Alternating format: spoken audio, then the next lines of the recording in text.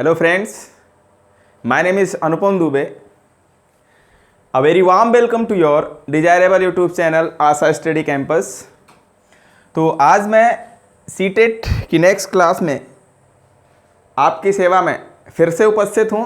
तो क्या मैं बताने वाला हूँ आज की क्लास में, तो सम एंगल रिलेशंस के बारे में हम लोग देखेंगे। एंगल रिलेशन का क्या सेंस है कि आपस में एंगल किस तरीके से कनेक्ट करते हैं एक दूसरे से। ठीक है, तो चलिए वन बाय वन करके हम लोग देखेंगे। पहला है एडजेसेंट एंगल। ठीक है, एडजेसेंट एंगल को हम लोग हिंदी में बोलते हैं आसन्न कोण या फिर संलग्न कोण भी बोलते हैं। ठीक है, चलिए तो आसन्न कोण क्या होता है। देखिए एडजेसेंट, एडजेसेंट का मतलब साथ लगा हुआ है ना। अगर ये एक साइड है, मान लो कहीं भी इस तरीके से ये दोनों साइड हैं किसी भी फिगर की, तो ये दोनों क्या हैं, एडजेसेंट साइड हैं। एडजेसेंट बोले तो आसन्न भुजाएं हैं। ठीक है, तो हमें आसन्न भुजाएं नहीं देखना है, आसन्न कोण देखने हैं। तो दो कोण साथ लगे हुए होने चाहिए, दो कोण साथ लगे हुए हों। जैसे ये दोनों भुजाएं लगी हुई हैं तो इनको संलग्न भुजाएं बोलते हैं, या एडजेसेंट साइड बोलते हैं, या आसन्न भुजाएं बोल लो। ठीक है, तो इसी तरीके से दो कोण अगर लगे हुए हैं, तो जैसे मैं कहता इस तरीके से, ये ध्यान से देखना, एक कोण यहां पे बन रहा है, एक कोण यहां पे, दो कोण बन रहे हैं। ठीक है ना, तो ये दोनों कोण एक साथ लगे हुए हैं। ठीक है, यहां से पहला कोण, फिर ये दूसरा, चाहे इसको पहला कह लो चाहे इसको दूसरा। तो ओवरऑल कहने का सेंस इतना सा है कि ये दोनों कोण एक दूसरे से सटे हुए हैं। ठीक है, एक दूसरे के साथ लगे हुए हैं, इसके बीच में और कोई कोण नहीं है, तो इन दोनों कोणों को क्या बोलते हैं, संलग्न, साथ लगे हुए कोण। ठीक है, आसन्न कोण, एडजेसेंट एंगल। ठीक है गाइस, तो सेंस आई होप आपको समझ में आ गया होगा। तो कैसे कहा आपने, जो इसका जो क्राइटेरिया है वो कैसे डिफाइन किया जाएगा। तो देखिए, कोई दो कोण आसन्न कोण कहा जाएगा यदि, कोई भी दो कोण आसन्न कोण कहा जाएगा यदि ये दोनों बातें एक साथ सही हो जाएं उस दोनों कोण के लिए। ठीक है, पहली बात क्या, उनका शीर्ष उभयनिष्ठ हो। शीर्ष का मतलब कॉमन मीटिंग पॉइंट। देखिए ये शीर्ष है, ये तीनों जहां पे मीट कर रहे हैं ये एक पॉइंट होगा।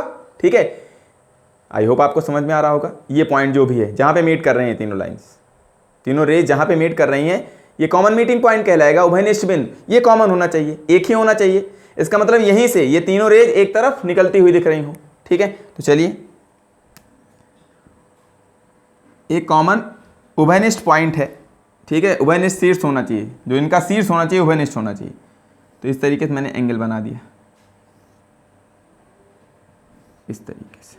ठीक है, तो इसको मैंने कह दिया P, पॉइंट P, ये कॉमन वर्टेक्स है, कॉमन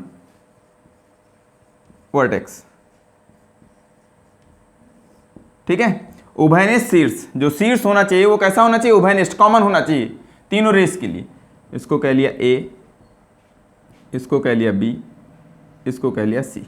ठीक है, अब दूसरी बात क्या है, ये दोनों बातें एक साथ ट्रू होनी चाहिए।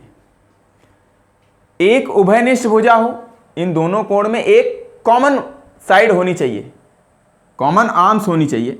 कैसे, आप देख पा रहे हैं, ये देखिए ये भुजा PB क्या है, दोनों एंगल के लिए कॉमन है कि नहीं। अगर इसको मैं हटा लूं तो सिर्फ और सिर्फ एक ही एंगल बचेगा।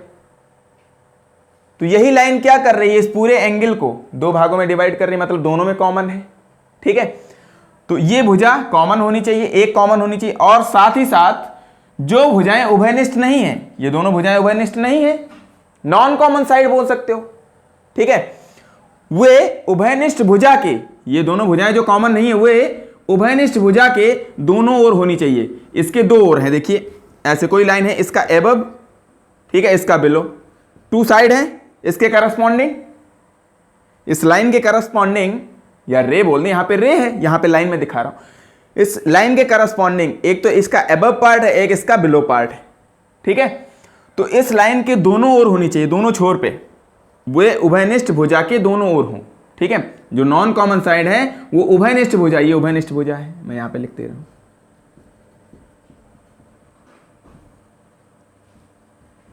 कॉमन साइड, ठीक है, एक कॉमन साइड हो गई इन दोनों एंगल के लिए, ठीक है ना। तो उसको मैं थीटा बोल दे रहा हूं, इसको फाई में बोल दे रहा हूं। ये नॉन कॉमन साइड है, नॉन कॉमन साइड इस रे के दोनों तरफ होनी चाहिए, बिलो भी और एबव भी, ऊपर और नीचे दोनों साइड होनी चाहिए, ठीक है। तो इन कंडीशन को फॉलो करते हुए अगर कोई भी दो एंगल आपने ड्रा किया है तो दोनों एंगल क्या कहलाते हैं, एडजेसेंट एंगल या आसन्न कोण, या फिर उसी को कह लो संलग्न कोण। आई होप आप बात को समझ पाए होंगे। तो ये नॉन कॉमन साइड है पी ए पी सी, ठीक है, नॉन कॉमन आर्म्स।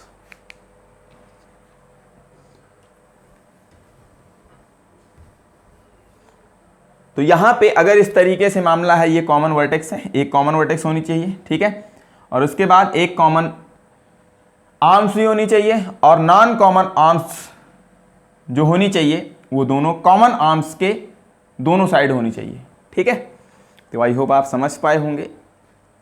अगर ऐसा है, ये दोनों कंडीशन अगर कोई भी दो एंगल फॉलो कर रहे हैं, तब हम कह देंगे कि वो दोनों एंगल कैसे हैं, एडजेसेंट। इसका मतलब यहाँ पे कौन से हैं, थीटा और फाई। तो इस फिगर से आप क्या कह पा रहे हैं, is implies that theta and phi are adjacent angle.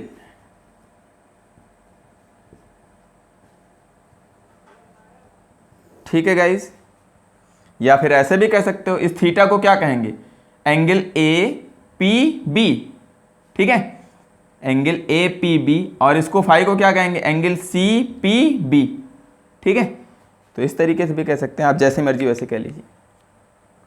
तो आसन्न कोण को आप समझ पाए होंगे, ठीक है। उसके बाद हम लोग चलते हैं लीनियर पेयर एंगल की तरफ, ठीक है, इसी कैटेगरी में आएगा वो। चलिए guys, linear pair of angles की तरफ हम लोग चलते हैं। बड़े इंपॉर्टेंट पॉइंट हैं गाइस ये सारी बातें, ठीक है ना। जैसे मैंने आपको समपूरक है ना, पूरक बताया था, इससे क्वेश्चन बनते हैं और इससे भी क्वेश्चन बनेंगे, ठीक है। ये जो मैं डेफिनेशन बता रहा हूँ ये भी आपके पेडागोजी में आ सकती है, ठीक है। तो सारी बातें इंपॉर्टेंट हैं, छोटी छोटी मगर मोटी बातें, ठीक है। तो चलिए चलते हैं हम लोग, रैखिक युग्म कोण बोलते हैं इसको। क्या होता है रैखिक युग्म कोण, दो आसन्न कोणों का जोड़ा। अभी इससे पहले पढ़े हम लोग आसन्न कोण, एडजेसेंट एंगल। दो आसन्न कोणों का जोड़ा रैखिक युग्म कोण कहलाएगा कब, जब यदि जो भुजाएं उभयनिष्ठ नहीं है, नॉन कॉमन आर्म्स, वे एक दूसरे के विपरीत दिशा में होनी चाहिए। बस उन आसन्न कोणों का जोड़ा रैखिक युग्म कोण कहलाएगा कब, जब जो भुजाएं उभयनिष्ठ नहीं हैं वो विपरीत दिशा में ठहर जाएं, वो किरणें विपरीत दिशा में हो जाएं एक दूसरे के। बस बाकी सारी डेफिनेशन आसन्न कोण की फॉलो करें, ठीक है। आई होप आपको समझ में आया होगा।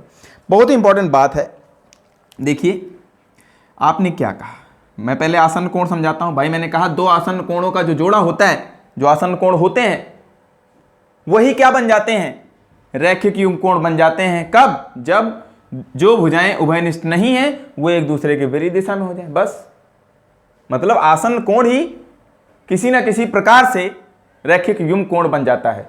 तो चलिए पहले मैं आसन्न कोण बना के दिखा रहा हूं आपको।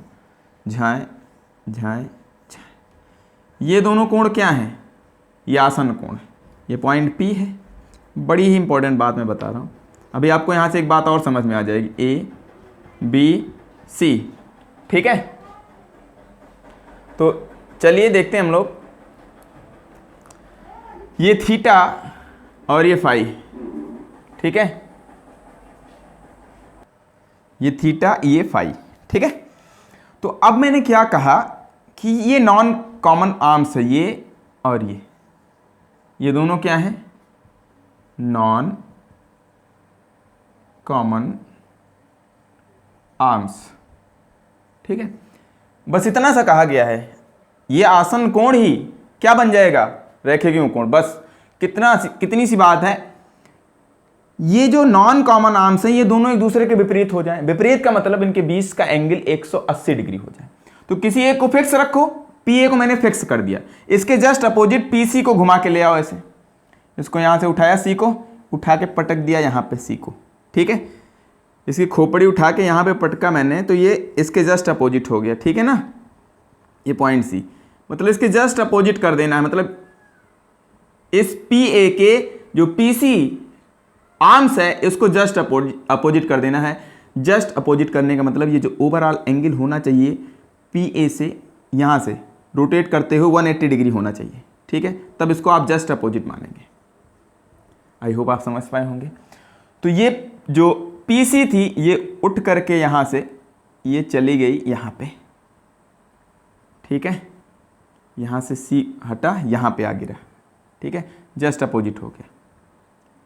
तो आई होप आपको बात क्लियर हो गई होगी। ये थीटा, ठीक है ना, और ये ओवरऑल 180 हो गया। तो अगर मैंने कहा ये फाई था, ये इतना सा, ये फाई है, ठीक है, तो थीटा इतना एंगल और ये पूरा फाई है यहाँ से यहाँ तक, तो देयरफॉर ये विपरीत हो गए। इसका मतलब एक ही पॉइंट के, अभी मैंने इससे पहले आपको पढ़ाया था, एक पॉइंट के एक ही तरफ कितने डिग्री का एंगल बनता है, 180 डिग्री, ये मैंने आपको पढ़ा दिया है इससे पहले, ठीक है। तो 180 डिग्री पे रोटेट करा दो, ठीक है, इनिशियल पोजीशन से 180 डिग्री रोटेट कराना है, तब आप क्या बोलेंगे कि ये दोनों आर्म्स क्या हैं, अपोजिट डायरेक्शन में हो गई हैं, ठीक है। तो पी सी और पी ए अपोजिट डायरेक्शन में हो गए, इसका सेंस ये है कि ये जो एंगल है ए पी सी 180 डिग्री होगा। तो ए पी सी किसके इक्वल होगा, दिस थीटा प्लस फाई, इतना प्लस इतना ओवरऑल 180 के इक्वल हो जाएगा कि नहीं हो जाएगा। तो theta plus phi is equal to 180 degree, ठीक है गाइस। तो इसका मतलब रैखिक युग्म, ये दोनों लीनियर पेयर एंगल हो जाएंगे, ठीक है ना। अब क्या कहलाएंगे, ये दोनों लीनियर पेयर एंगल कहलाएंगे, ठीक है। तो रैखिक युग्म कोणों का योगफल कितना होता है, 180 डिग्री, ये बहुत ही इंपॉर्टेंट बात है, ठीक है। तो जब ये अपोजिट डायरेक्शन में हो जाए तब जो एडजेसेंट एंगल का पेयर बनता है वही क्या कहलाता है, लीनियर पेयर एंगल या रैखिक युग्म कोण कहलाता है, ठीक है गाइस। तो आई होप आप समझ पाए होंगे लीनियर पेयर एंगल को, ठीक है। चलिए इस पे मैं आपको एग्जांपल बताता हूं। तो लीनियर पेयर एंगल का सम कितना होता है, 180 डिग्री, ये एडजेसेंट एंगल ही है, ठीक। तो जितने भी लीनियर पेयर एंगल होते हैं वो सभी आसन्न कोण तो हो जाएंगे, बट सारे आसन्न कोण एडजेसेंट नहीं हो सकते, सॉरी लीनियर पेयर एंगल नहीं हो सकते, ठीक है ना। तो इस बात को नोट करके लिख लेना कहीं कि सारे लीनियर पेयर एंगल तो एडजेसेंट एंगल कहलाएंगे, बट सारे एडजेसेंट एंगल का जो पेयर होता है वो लीनियर पेयर एंगल नहीं होगा। तभी होगा जब दोनों एडजेसेंट एंगल का सम 180 डिग्री हो जाए, तब जा करके हम लोग उसको बोल देंगे कि वो लीनियर पेयर एंगल होगा, ठीक है। आई होप इतनी सी बात मेरी समझ पाए होंगे। ऐसा बिल्कुल भी नहीं है कि कभी किसी भी दो एंगल का सम 180 हो जाए तो आप कह देंगे कि वो दोनों क्या है, लीनियर पेयर है, ठीक है, ऐसा कतई नहीं है, ठीक है। मान लो कहीं और बन रहा है, एक 90 दोनों का सम आपने 180 कर दिया, तो वो दोनों क्या कहलाएंगे, मान लो एक 30 है एक 150 है, ठीक है। तो इसके लिए जो कंडीशन है वो मस्ट है। कंडीशन क्या है कि जो एक तो पहली बात कॉमन आर्म्स होनी चाहिए, कॉमन वर्टेक्स होना चाहिए, मतलब पहले तो एडजेसेंट एंगल होना ही चाहिए। तो ये दोनों एंगल, ये और ये दोनों एडजेसेंट एंगल हैं, ये क्या है, थीटा और फाई एडजेसेंट एंगल है, ठीक है। एडजेसेंट एंगल होने के बाद अगर इनका सम 180 आता है तब आप कहेंगे कि ये दोनों लीनियर पेयर है, ठीक है। अगर ऐसा हुआ एडजेसेंट एंगल होने के बाद 180 हो रहा हो तब आप इसको क्या कहेंगे, लीनियर पेयर एंगल।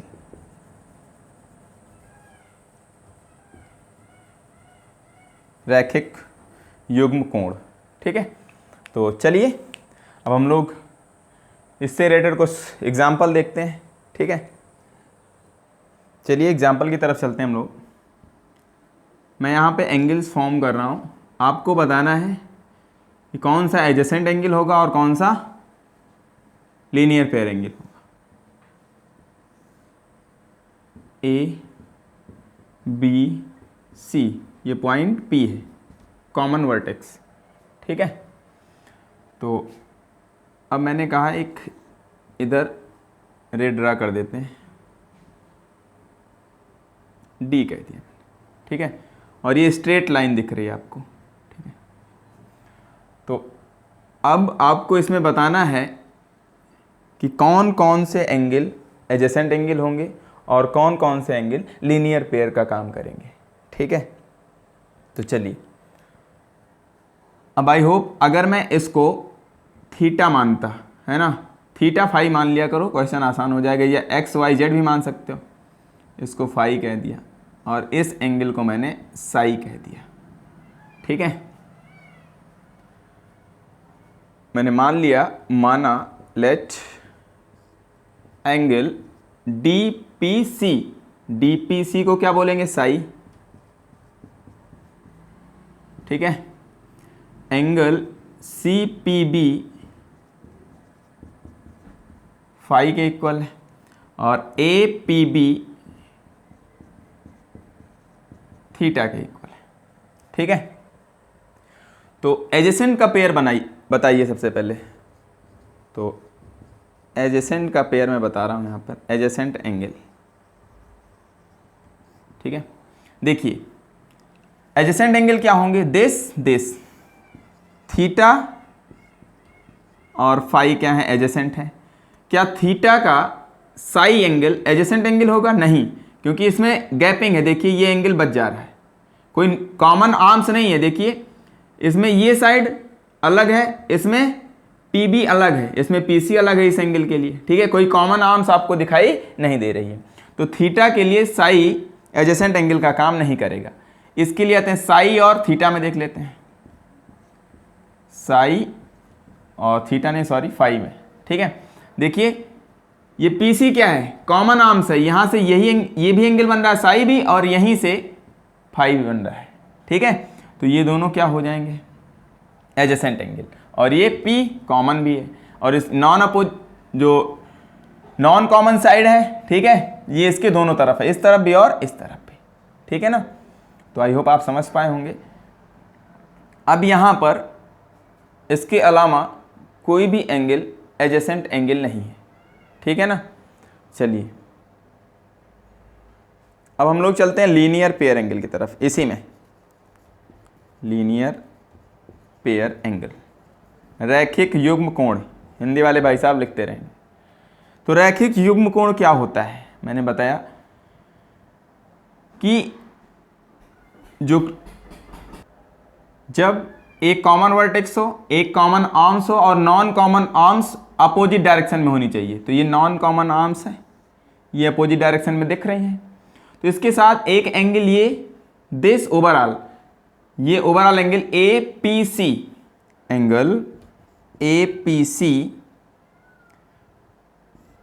और एंगल साई का मतलब सीपीडी, एंगल सीपीडी, ये दोनों एंगल क्या हैं, लीनियर पेयर एंगल है, ठीक है। कैसे, ये पीसी क्या है, ये कॉमन आर्म्स है, ठीक है। और ये नॉन कॉमन आर्म्स पीडी और पीए कैसे हैं, अपोजिट हैं एक दूसरे के। अपोजिट का मतलब इनके बीच जो एंगल फॉर्म्ड हो रहा है वो कितना है, 180 डिग्री है। तो इसका मतलब दिस प्लस दिस किसके इक्वल होगा, 180 डिग्री के, ठीक है गाइस। तो पहले एडजेसेंट एंगल होना चाहिए, ठीक है। जिस दो एडजेसेंट एंगल का सम 180 होगा वो दोनों क्या कहलाएंगे, एक कॉमन सेंस में ये डेफिनेशन भी समझ लीजिए। जिस एडजेसेंट एंगल का सम 180 डिग्री होगा उन्हें हम क्या बोलेंगे, लीनियर पेयर एंगल बोलेंगे, ठीक है गाइस। तो आई होप आप इस बात को समझ पाए होंगे। तो चलिए अब ये निकालना आपको आ गया होगा। और सबका सम दिस प्लस दिस कितना होगा, 180 डिग्री, क्योंकि ये एक ही लाइन के एक तरफ बन रहे हैं, एक स्ट्रेट लाइन के एक ही तरफ बन रहे हैं, स्ट्रेट एंगल है, ठीक है। ये स्ट्रेट लाइन है, इसके एक ही तरफ ओवरऑल जितने भी एंगल हो सबका सम कितने डिग्री होगा, 180 डिग्री, ठीक है। ये ओवरऑल 180 होता है। ये किस किस से मिलकर बना हुआ, दिस प्लस दिस ऐड कर दें तो ये ओवरऑल मिल जाएगा भाई। दिस देखिए, दिस प्लस दिस, ठीक है, ज्वाइन करते जाइए, दिस प्लस दिस। तो इन तीनों का सम कर दें तो ये ओवरऑल 180 के इक्वल आएगा कि नहीं आएगा। तो आई होप आप समझ पाएंगे होंगे। तो एक ही लाइन के एक ही तरफ जितने भी एंगल फॉर्म्ड हों सबका सम कितना होगा 180 डिग्री। तो theta plus phi plus psi, ये एंगल है, आप कुछ भी कह लो, Ram Shyam Ghanshyam, is equal to 180 degree. ठीक है, तो ये इंपॉर्टेंट बात है यहाँ से जो निकल के आ रही है। तो ये मैंने बता दिया कि सारे लीनियर पेयर एडजेसेंट होंगे बट सारे एडजेसेंट लीनियर पेयर नहीं होंगे। ठीक है, तो अब हम लोग चलते हैं वर्टिकली अपोजिट एंगल की तरफ। ठीक है, चलिए फ्रेंड्स हम लोग चलते हैं वर्टिकली अपोजिट एंगल्स की तरफ। हिंदी में बोले तो इसको बोलते हैं सम्मुख कोण। ठीक है, सम्मुख का मतलब आमने सामने के कोण। ठीक है, तो सम्मुख कोण की डेफिनेशन क्या है इसको समझते हैं। Two angles are called a pair of vertically opposite angles. दो angle pair of vertically opposite angle कहलाते हैं, यानी सम्मुख कोण कहलाते हैं। कब? If their arms form two pair of opposite rays, जब उन दोनों कोणों को बनाने वाली जो आर्म्स हैं, जो रेज हैं, वो अपोजिट रे का पेयर बनाती हो, जोड़ा बनाती हो। ठीक है, अपोजिट रेज का जोड़ा बनाए, यानी दो रेज हो। ठीक है, तो उन दोनों एंगल्स को हम क्या बोल सकते हैं? सम्मुख कोण बोलेंगे। ठीक है, वर्टिकली अपोजिट एंगल बोलेंगे। कैसे सर, ये मैं समझ नहीं पा रहा हूं। ठीक है ना, तो देखिए फिगर के थ्रू मैं समझाने की कोशिश कर रहा हूं आपको। मैंने कहा कोई भी दो कोण, चलिए ये मैंने कह दिया ए, ठीक है, ये मैंने कह दिया बी, ये पॉइंट कुछ भी मैंने कह दिया पी। ठीक है, एक एंगल ये बन रहा है आपके पास ए पी बी, ये एंगल बन रहा है। तो दो कोण, कोई भी दो कोण वर्टिकली अपोजिट एंगल कहलाएगा, सम्मुख कोण कहलाएगा। कब?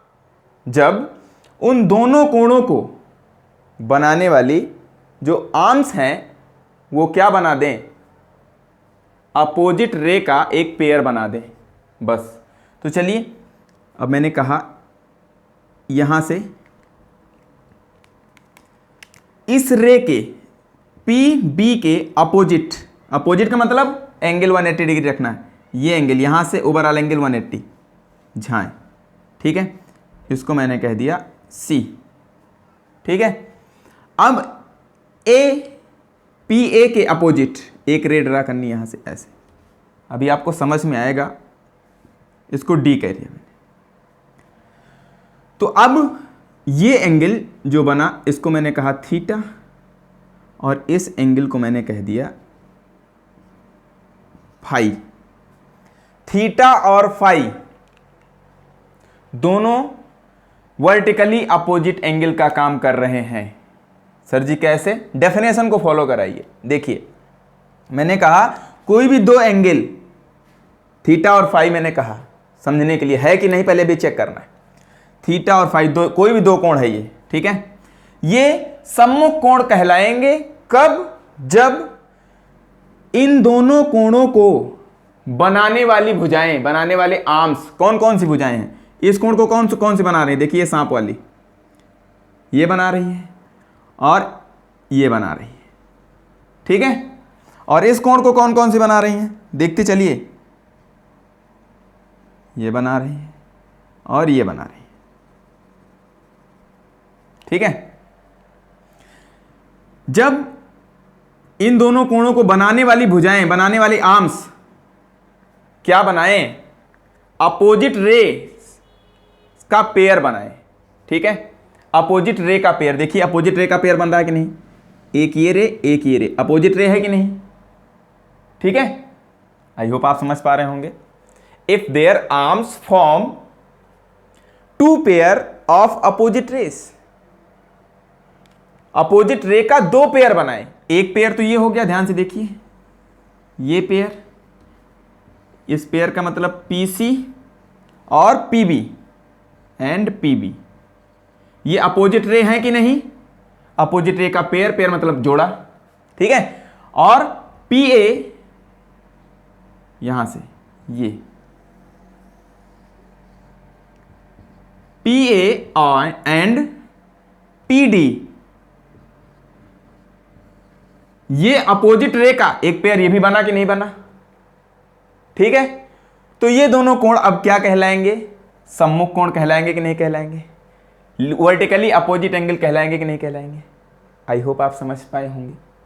ठीक है, तो वर्टिकली अपोजिट एंगल का सेंस इतना सा था कि कोई भी दो एंगल वर्टिकली अपोजिट एंगल कहे जाएंगे कब? जब उन दोनों एंगल्स को बनाने वाली जो आर्म्स हैं वो क्या बना रही हो? दो पेयर बना रही हो। किसका? अपोजिट रेज का। ठीक है, अपोजिट रेज का कितने पेयर बनाए? दो पेयर बना रही है। देखिए दो पेयर बन रहा है। ठीक है, आई होप आप समझ पाए। तो एक जनरल सेंस में अब कैसे समझेंगे, जो और तरीका है। तो अब लाइन की बात कर लेते हैं। कोई भी दो लाइन, भाई ये लाइन ही तो हो गई, अपोजिट रे है, इस तरफ भी इस तरफ भी, इस पॉइंट से इस तरफ एक रे, इस तरफ एक रे। ठीक है, तो ये क्या बन गई? एक लाइन बन गई। एल मैंने कह दिया इसको मैंने एम कह दिया। ठीक है, तो एल और एम ये दोनों क्या हो गई? लाइन। ये इनका क्या हो गया? कॉमन मीटिंग पॉइंट, यानी यहीं पे इंटरसेक्ट कर रही हैं, प्रतिच्छेदित कर रही हैं, काट रही हैं इस बिंदु पे।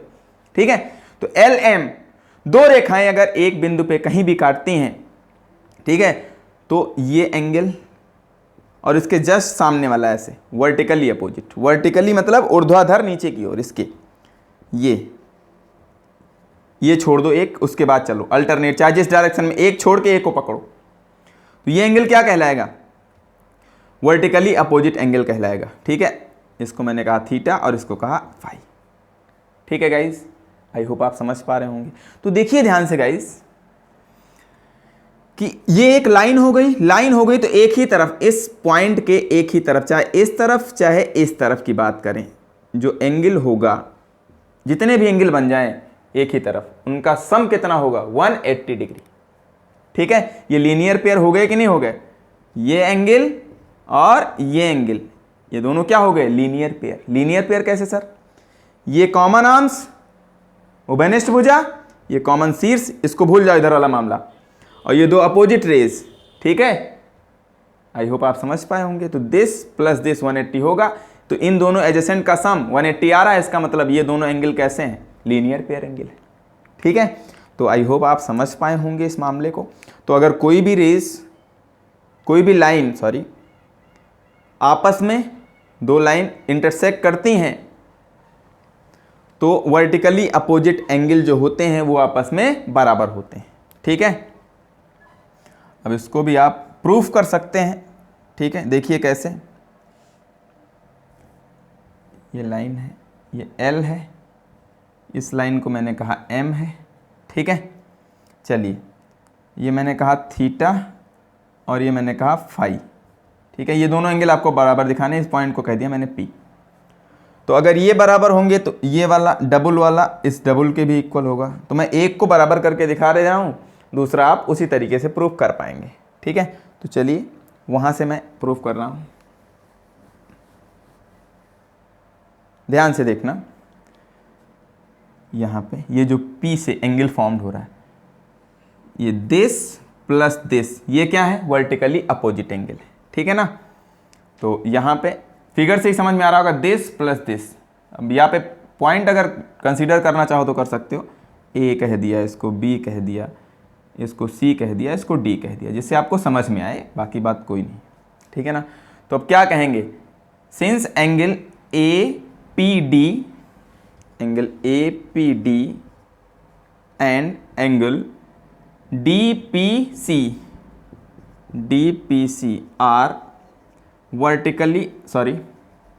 आर लीनियर पेयर एंगल, रैखिक युग्म कोण है। तो इन दोनों का सम कितना होगा? This plus this, angle A, therefore angle APD plus angle DPC is equal to 180 degree. ठीक है, अब ध्यान से देखना, ये एक लाइन है, ये इस एल लाइन के लिए देखिए, अभी तो एम लाइन के लिए देखा, फॉर लाइन एम, ठीक है, एम लाइन के लिए देखा तो इस दिस प्लस दिस का सम 180 के इक्वल हो गया। क्यों? क्योंकि ये लीनियर पेयर हो गया, ठीक है। तो इसी तरीके से for line L, for line L, L line के लिए देखिए इस तरफ दिस प्लस दिस 180 होगा, क्योंकि एक लाइन है, इस लाइन के चाहे इस तरफ का टोटल एंगल देखो चाहे इस तरफ 180 होता है, लीनियर पेयर एंगल है। तो अब समझ पाए होंगे, मैं डायरेक्ट कर दे रहा हूँ, angle D P C, D P C plus C P B, angle C P B is equal to 180 degree, ठीक है। अब देख पा रहे हैं इन दोनों इक्वेशन से, फर्स्ट और सेकंड से, कि आर एच एस के बराबर है तो एल एच एस के बराबर होगा, ये इसके बराबर होगा, ठीक है। तो from first and second it is clear that this is equal to this, L H S is equal to L H S, ठीक है। तो एंगल अगर ये इसके इक्वल है तो मैं डायरेक्टली यहाँ से कर दे रहा हूँ, डी पी सी को खा जाएगा तो बचेगा क्या, this is equal to this, ये इसके इक्वल है, ठीक है। तो this is equal to this, मैं डायरेक्ट कर दे रहा हूँ, angle A P D is equal to angle C P B, ठीक है। तो ए पी डी देखिए, ए पी डी ये एंगल, ठीक है, यानी थीटा, इसको मैंने कहा थीटा, ये इक्वल होगा एंगल सी पी बी इसका मतलब फाई, ठीक है। तो आई होप आप समझ पाए कि थीटा फाई के इक्वल होगा, ठीक है। तो कभी भी दो लाइन अगर आपस में एक दूसरे को इंटरसेक्ट करती हैं तो वर्टिकली अपोजिट एंगल क्या होते हैं, इक्वल होते हैं, ठीक है। तो ये एंगल इसके इक्वल होगा, तो ये वाला इसके इक्वल होगा, इसी तरीके से ये भी वर्टिकली अपोजिट एंगल है, ठीक है। तो आई होप आप समझ पाए होंगे। अगर मैं इसको और डायरेक्ट कर दे रहा हूँ, एंड इसी तरीके से similarly angle A P B, angle A P B ये भी वर्टिकली अपोजिट एंगल है, is equal to angle D P C, ठीक है ना, ये इक्वल हो जाएगा। तो डबल वाला डबल के इक्वल, सिंगल वाला सिंगल के इक्वल, ठीक है गाइस। तो ये इंपॉर्टेंट बात थी वर्टिकली अपोजिट एंगल के लिए। अब हम लोग एग्जाम्पल देख लेते हैं कुछ। चलिए एग्जाम्पल के थ्रू हम लोग अपने कॉन्सेप्ट को और ज़्यादा मजबूत करते हैं। एग्जाम्पल फर्स्ट दिस, ठीक है। तो ये आपके पास फिगर है, ठीक है। ए ओ बी एक स्ट्रेट लाइन है, जब तक स्ट्रेट लाइन क्वेश्चन में कहा नहीं जाएगा तब तक आप नहीं मानेंगे, स्ट्रेट लाइन जो दिख रहा है वही मान लें, ठीक है। ऐसा कुछ भी नहीं है, क्वेश्चन के अकॉर्डिंग आपको चलना होता है। तो मैं यहाँ पे कह रहा हूँ कि ए ओ बी स्ट्रेट लाइन है, तो स्ट्रेट लाइन की एक ही तरफ जितने भी एंगल हों सबका सम 180 होता है। तो इसका मतलब this plus this plus this, इन तीनों का सम 180 के इक्वल होगा। तो इसका मतलब x plus 65 plus 2x minus 20 degree, ठीक है, इज इक्वल टू, तीनों एंगल का सम किसके इक्वल, 180, क्योंकि ये ओवरऑल एक ही लाइन के एक ही तरफ के एंगल है, स्ट्रेट एंगल है। कैसे एंगल है, स्ट्रेट एंगल, ऋजु कोण है, ठीक है। तो जितने भी एंगल हो सबका सम कितना हो जाएगा, 180 डिग्री। तो दिस प्लस दिस, तो 2x प्लस 1x 3x, ठीक है, प्लस 65 और माइनस 20 तो 45 इज इक्वल टू 180 डिग्री। इसको माइनस कर देंगे हम लोग, ठीक है। तो 135 is equal to 3x, cancel कर लीजिए इसको, 3 चौक 12 3 पचे 15, x की वैल्यू कितनी आ जाएगी, 45 डिग्री, ठीक है। तो आई होप आप समझ पाए होंगे x कितना होगा, 45 डिग्री, ठीक है। तो अब सेकंड क्वेश्चन में भी यही कहा गया है। सेकंड क्वेश्चन का जो फिगर है ये है आपके पास, ए ओ बी एक स्ट्रेट लाइन है, ये एक स्ट्रेट लाइन है आपके पास, ठीक है। तो आपको x और y दोनों की वैल्यू बतानी है। अब दो वेरिएबल हैं आपके पास, ठीक है। तो चलिए ट्राई करते हैं हम लोग क्या करेंगे। अब देखिए इसमें सिर्फ और सिर्फ इतनी सी बात कही गई है कि ए ओ बी जो लाइन है ये क्या है, एक स्ट्रेट लाइन का काम कर रही है। इसके बाद कुछ नहीं कहा गया क्वेश्चन में, बाकी जो गिवन है वो आपके सामने दिख रहा है, ठीक है। चलिए तो ये एक स्ट्रेट लाइन है, ठीक है। तो इसके एक ही तरफ, इस तरफ की बात करो, ऊपर की तरफ, ठीक है, जितने भी एंगल फॉर्म्ड हो रहे हैं सबका सम कितने डिग्री, 180 डिग्री। तो this plus this plus this 180, तो ये तो पहले से 90 हो चुका है, तो बाकी दोनों का सम कितना होगा, 90 होगा, ऐसे भी कह सकते हो या आप जैसे मर्जी आपकी x degree plus 90 degree plus y degree, तीनों का सम 180 कर दो। ठीक है, ये 90 प्लस का उधर जाएगा माइनस का, 180 में से 90 घटेगा तो 90 ही बचेगा, इसलिए मैं कह रहा था कि x प्लस वाई डायरेक्ट आप कर लो 90 डिग्री। ठीक है, चलिए इसके नीचे की तरफ दो ही एंगल है, ये लीनियर पेयर हो जाएंगे, दिस प्लस दिस, क्योंकि ये कॉमन आर्म्स है। ठीक है, तो 3x plus 72 degree is equal to 180 degree. ठीक है, तो यहाँ पे 3x इज इक्वल टू, ये 72 उधर जाएगा तो माइनस का। ठीक है, 108। ठीक है, 3 तिहाई 9। ठीक है, और 3 6 18, 36 डिग्री। x की वैल्यू कितनी आ गई? 36 डिग्री। ठीक है गाइस, तो y की वैल्यू आप निकाल लेंगे यहाँ से, इसमें उठा के रख देना। अगर x की वैल्यू 36 है तो 36 प्लस का उधर जाएगा तो माइनस का, तो y की वैल्यू 90 माइनस 36। ठीक है, तो यहाँ से 54। ठीक है, y की वैल्यू 54 डिग्री। तो आई होप आप समझ पाए होंगे। ऐसे भी कह सकता था, एक्स वाई ना पूछता आपसे, आपसे पूछ लेता एक्स माइनस वाई बताइए, दिस माइनस दिस, या फिर एक्स वाई का डिफरेंस बताइए, मल्टीप्लिकेशन में यूनिट डिजिट बताइए, कुछ भी पूछ सकता है। ठीक है, डिफरेंस पूछ सकता है आपसे, तो दिस माइनस दिस, डिफरेंस पूछेगा तो बड़े वाले छोटा वाला माइनस करेंगे। ठीक है, तो इस तरीके के क्वेश्चन इस पे बन सकते हैं। चलिए और क्वेश्चन की तरफ चलते हैं हम लोग।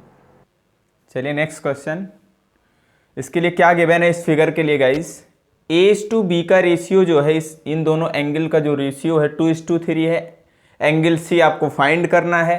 क्वेश्चन में जो C अननोन एंगल है इसकी वैल्यू आपको बतानी है। और क्या कहा गया है, XOY जो लाइन है वो स्ट्रेट लाइन है, XOY एक सरल रेखा है। सरल रेखा है मतलब तुरंत दिमाग में आना चाहिए कि इसके दोनों तरफ, चाहे ऊपर की तरफ चाहे नीचे की तरफ की बात करें, दोनों में से कोई एक ही तरफ कितने डिग्री का एंगल बनता है? 180 डिग्री का। ठीक है, तो ये आपको कॉन्सेप्ट यूज करना है। A/B दिया है 2:3, तो यहां से मैं एक इंपॉर्टेंट तरीका बताऊंगा आपको, आपने इससे पहले सीखा भी होगा छोटी क्लासों में। ठीक है ना, A को क्या मान सकते हैं 2x, B को क्या मान सकते हैं 3x, जब भी रेशियो दिया हो तो A की वैल्यू, यहाँ पे रेशियो है, वैल्यू कितनी होगी 2x, B is equal to 3x। ठीक है, तो x तो है नहीं इसलिए x मान लिया मैंने, आप यूनिट मान सकते हो, कोई दिक्कत नहीं है। तो ध्यान से देखिए, ये एक स्ट्रेट लाइन है, तो इसके ओवरऑल एक ही तरफ, इस तरफ जितने भी एंगल होंगे, तो 1 2 3 एंगल बनने हैं, इन तीनों एंगल का सम कितना होगा 180। तो ये पहले से ही एक कोण 90 डिग्री लेके बैठा है, तो बाकी जो बचा ओवरऑल ये 90 होगा, क्योंकि 90 प्लस 90 180 होगा। तो A प्लस B कितना होगा 90 डिग्री होगा।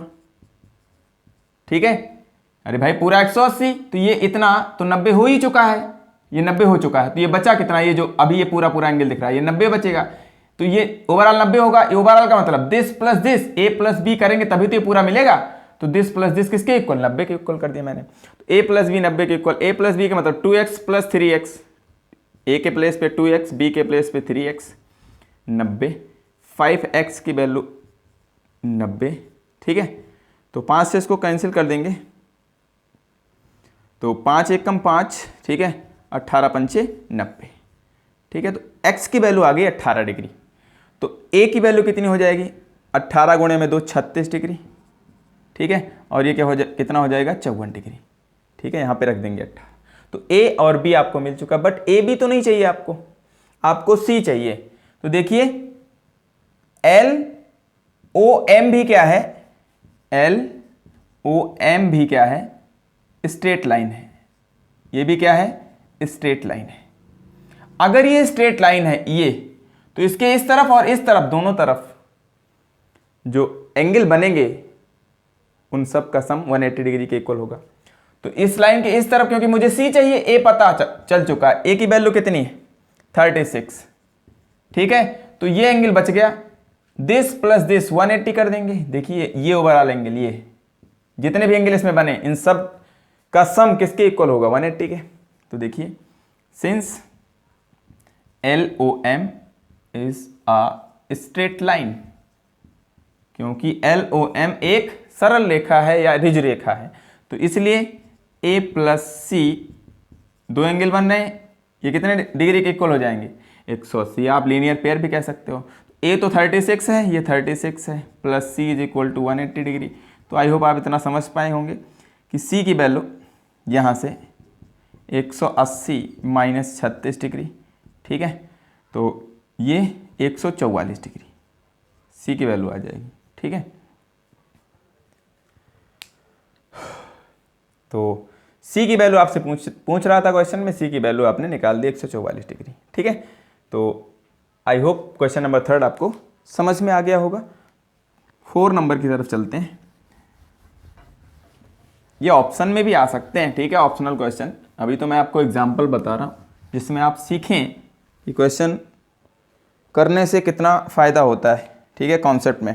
Find the value of Y, इस फिगर के लिए आपको वाई की वैल्यू बताना है। क्वेश्चन में ये गिवन है ई ओ एफ ये, ठीक है, बी ओ ए और सी ओ डी, ये तीनों क्या है, स्ट्रेट लाइन है, ठीक है। तो वाई की वैल्यू बताइए। अब ध्यान से देखिए, थोड़ी देर के लिए सी डी लाइन को भूल जाओ, ऐसे निकाल लो इसको, ठीक है, इसको भूल जाते हैं। तो अब आप देख पा रहे होंगे अगर इसको आप भूल जाते हैं तो ये और ये एंगल वर्टिकली अपोजिट एंगल होंगे। तो ये 5y, तो ये भी कितना हो जाएगा 5y, अभी मैंने बताया, ठीक है, वर्टिकली अपोजिट एंगल इक्वल होते हैं। तो ये 5y तो ये भी 5y। अब इस लाइन को फिर से चिपका दो, ये सांप वाली लाइन जो अभी मैंने सी डी निकाल के फेंक दी थी। अब सी डी स्ट्रेट लाइन है, तो एक ही तरफ जितने भी एंगल बन रहे हो ये मुझे y चाहिए, तो y में रिलेशन फाइंड करना होगा, this plus this plus this, कितना डिग्री 180 डिग्री, ठीक है ना। Since C O D is a straight line, क्योंकि सी ओ डी एक रुजु रेखा है, इसलिए एंगल 2y, ठीक है, दिस प्लस दिस, ये किसके इक्वल, पूरे के इक्वल, पूरा कितना है 180 डिग्री, ठीक है। तो 2y plus 5y plus 2y is equal to 180 degree. तो ये overall 9y is equal to 180 degree, y की वैल्यू, ठीक है, यहाँ से 20 डिग्री, ठीक है। तो y कितना आ गया 20 डिग्री। आई होप आपको क्वेश्चन समझ में आ गया होगा। तो गाइज अब नेक्स्ट वीडियो में हम लोग फिर से मिलेंगे। आज के लिए इतना ही रखते हैं, ठीक है, क्योंकि लेंदी वीडियो हो जाने के कारण आपको देखने का भी मन नहीं लगता, ठीक है। और मैं आशा करता हूँ कि छोटे छोटे वीडियो ज़्यादा अच्छे होंगे, ठीक है। तो आप लोग कहीं से भी, ठीक है, प्रैक्टिस सेट मिले आप उसको सॉल्व कीजिए, कहीं भी से भी क्वेश्चन उठाइए, आपको लगे कि मैंने ये नहीं बताया तो कमेंट बॉक्स में ज़रूर लिखकर बताइए कि सर आपने ये कॉन्सेप्ट नहीं बताया, ठीक है, जब मैं पूरा चैप्टर पढ़ा लूँ तब, ठीक है।